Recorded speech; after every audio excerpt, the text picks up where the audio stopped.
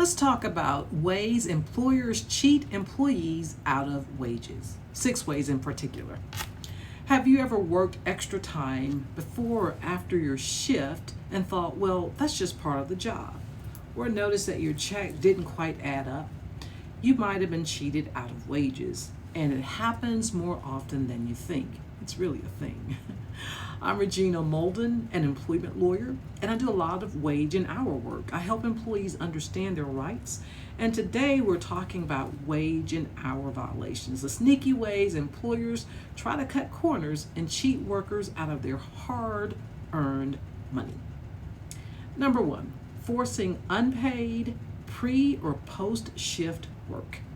Now, some employers will ask you to get things ready before you clock in, go run an errand on your way to work, or set up equipment, check emails, or clean right after closing. All these things are for the employer's benefit, and for that reason, should be paid for. Number 2, this is a big one, altering timesheets. Management will change time records sometimes, and I love it when I get these cases because I know I'm going to win. It's such a dangerous thing. They might mark your hours down, round your hours down, say you took a lunch break that you never took. I mean, they do all types of things, and it's dangerous. Number 3, averaging hours across pay periods.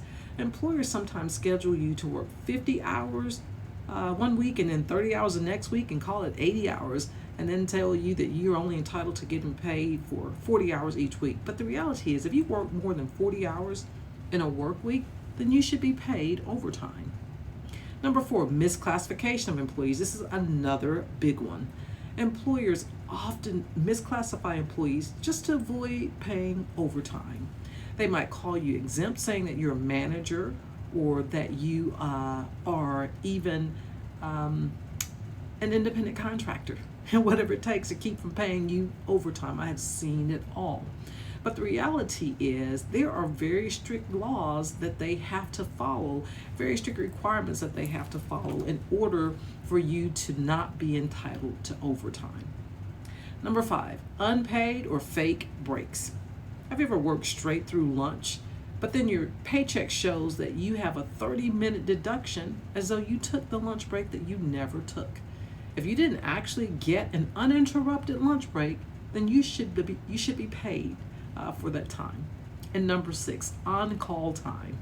If you're on call, but your employer restricts what you can do, like you can't even leave a certain area or you can't engage in personal activities, that's not your time anymore. That's work, and you may be entitled to payment for it.